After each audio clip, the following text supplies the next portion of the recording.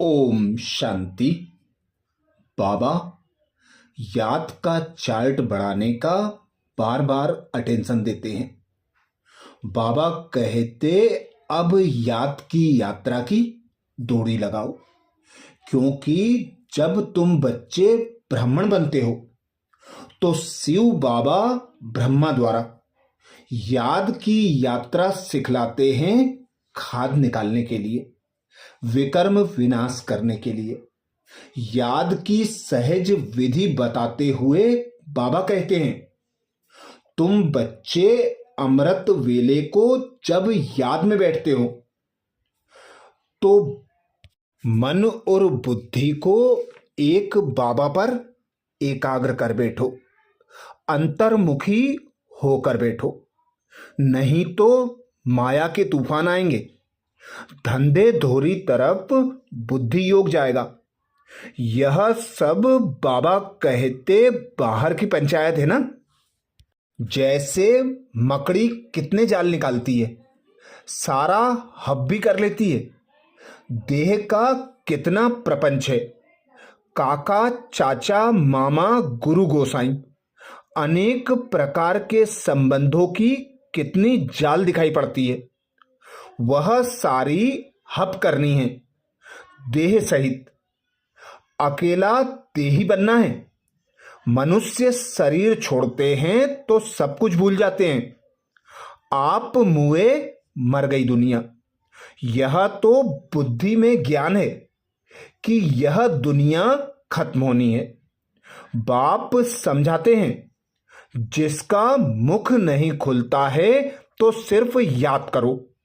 जैसे यह ब्रह्मा बाप को याद करता है, जैसे यह ब्रह्मा बाप को याद करता है, कन्या पति को याद करती है, क्योंकि पति परमेश्वर हो जाता है।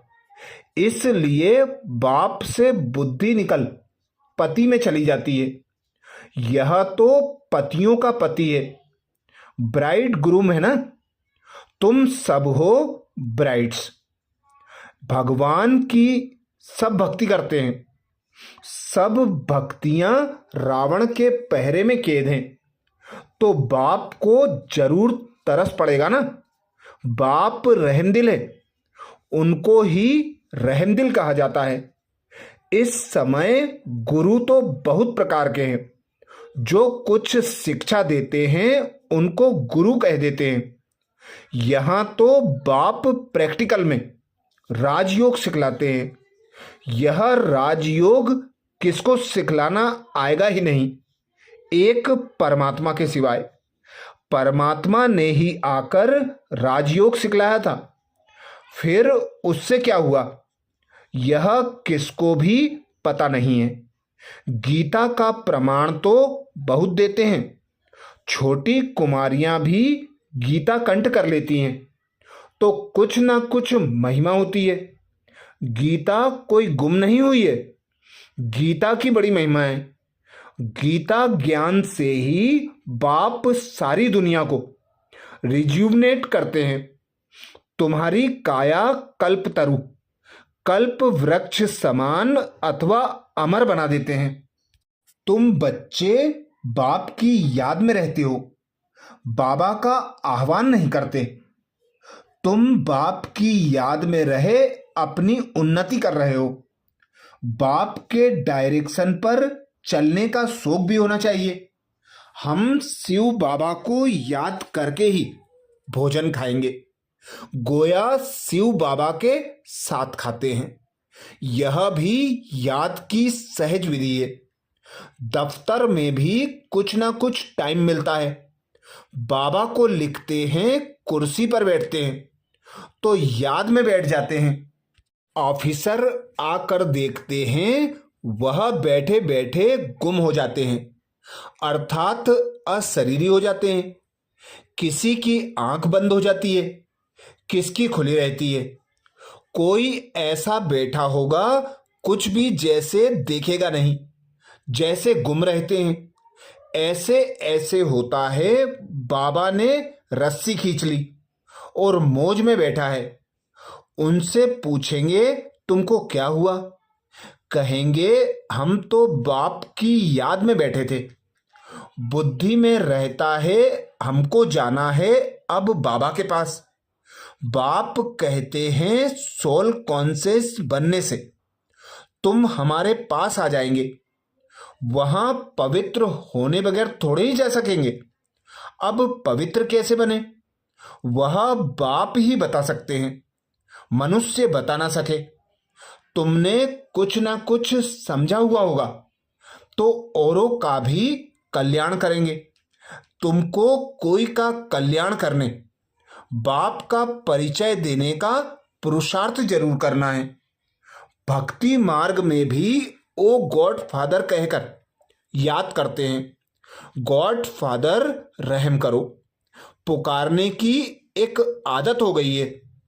बाप तुम बच्चों को आप समान कल्याणकारी बनाते हैं। माया ने सबको देखो कितना बेसमझ बना दिया है।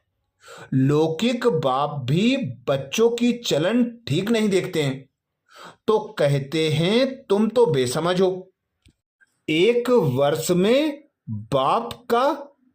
बाबा कहते एक वर्ष में बाप की सारी मिल्कियत उड़ा देंगे तो बेहद का बाप भी कहते हैं तुमको क्या बनाया था, अभी अपनी चलन देखो। अब तुम बच्चे समझते हो कैसा वंडरफुल खेल है, यह भी तुम बच्चे अभी जानते हो। सब एक रस याद में नहीं बैठते हैं, कोई का एक्यूरेट योग रहता है, कोई का आधा घंटा, कोई का 15 मिनट, कोई तो 1 मिनट भी याद में नहीं रहते। कोई कहते हम सारा समय बाप की याद में रहते हैं तो जरूर उनका चेहरा खुशनुमा चमकता रहेगा। अतीन्द्रिय सुख ऐसे बच्चों को रहता है, कहाँ भी बुद्धि भटकती नहीं है, वह सुख फील करते होंगे। बुद्धि भी कहती है एक माशूक की याद में बैठा रहे तो कितनी कट उतर जाए, फिर आदत पड़ जाएगी।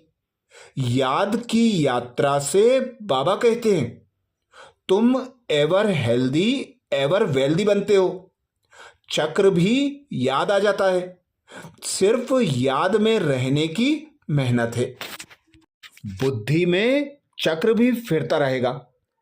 अभी तुम मास्टर बीज रूप बनते हो, याद के साथ स्वदर्शन चक्र भी फिराना है। तुम भारतवासी लाइट हाउस हो, स्पिरिचुअल लाइट हाउस सबको रास्ता बताते हो घर का, वह भी समझाना पड़े। तुम मुक्ति जीवन मुक्ति का रास्ता बताते हो, इसलिए तुम हो स्पिरिचुअल लाइट हाउस। तुम्हारा स्वदर्शन चक्र फिरता रहता है। नाम लिखना है तो समझाना भी पड़े। तुम हो रूहानी ब्राह्मण, ब्राह्मणों का वर्ण अथवा कुल कहेंगे। अब बच्चे याद की यात्रा में बैठे हो और सत्संगों में बैठे होंगे तो गुरु गोसाई की याद आएगी। गुरु आकर प्रवचन सुनाए, वह है सारा भक्ति मार्ग। यह है याद की यात्रा जिससे बाबा कहते विकर्म विनाश होते हैं। तुम याद में बैठते हो जंक अर्थात कट निकालने के लिए। बाप का डायरेक्शन है याद से कट निकलेगी, क्योंकि पतित पावन मैं ही हूं। मैं किसी की याद में नहीं बैठता, मेरा आना भी ड्रामा में नूंद है। अच्छा, आज प्यारे बाबा ने सर्व परेशानियों से मुक्त भाव का हम बच्चों को वरदान दिया। बाबा बोले ईश्वरीय शान में स्थित रहे, हर कर्म शानदार बनाने वाले सर्व परेशानियों से मुक्त भाव। वरदान को स्वरूप में लाने के लिए बाबा ने सहज विधि बताई। बाबा बोले सदा इसी ईश्वरीय शान में रहो, कि मैं बाप दादा का नूरे रत्न हूं। हमारे नयनों व नजरों में कोई भी चीज समा नहीं सकती। इस स्थान में रहने से भिन्न भिन्न प्रकार की परेशानियां स्वतः समाप्त हो जाएंगी। अर्थात जो बच्चे बाबा की श्रीमत अनुसार संकल्प, बोल, संबंध, संपर्क और कर्म में आएंगे, बाबा कहते वही आज्ञाकारी बाप दादा के नूरे रत्न हैं।